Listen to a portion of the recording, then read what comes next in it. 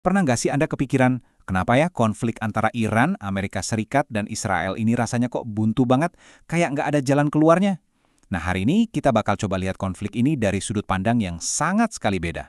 Kita akan pakai kacamata dari sejarawan John Keegan. Dan ini bisa jadi akan mengubah cara kita semua melihat perang. Kita kan sering banget ya lihat beritanya. Ada sanksi, ada serangan proksi, ada negosiasi nuklir yang nggak kelar-kelar. Rasanya udah kayak nonton sinetron, tapi ini nyata. Tapi sebenarnya apa sih yang ada di balik semua ini? Apa akar masalahnya yang bikin perdamaian itu seolah-olah cuma mimpi? Ini nih pertanyaan besar yang akan coba kita jawab. Oke, untuk membedah masalah yang super rumit ini, kita akan lewati 5 tahap. Pertama, kita bongkar dulu pemahaman lama soal perang.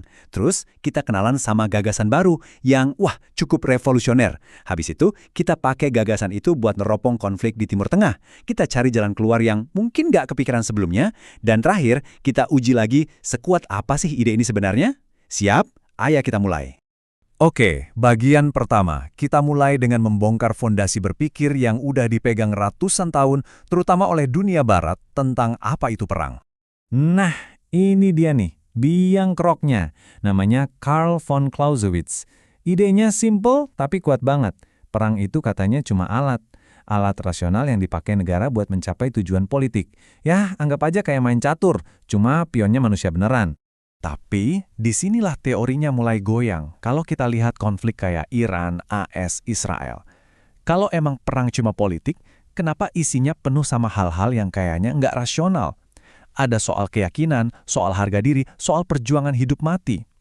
Nah, di sini kita harus berani mikir, jangan-jangan cara pandang kita selama ini yang keliru. Gimana kalau ada sesuatu yang lebih dalam dari sekedar politik?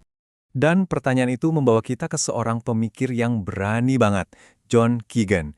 Dia ini kayak membalikkan papan catur Clausewitz dan bilang, kita semua salah fokus. Coba lihat bedanya.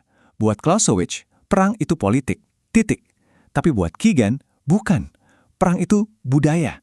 Jauh sebelum jadi urusan negara, perang itu adalah sebuah ritual. Sebuah cara sebuah masyarakat mengekspresikan siapa diri mereka, apa yang mereka takuti, dan apa yang mereka yakini.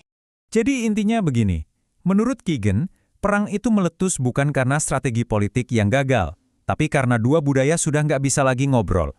Mereka udah nggak bisa lagi baca kode, simbol, dan batasan satu sama lain. Saat itulah komunikasi berhenti dan kekerasan dimulai.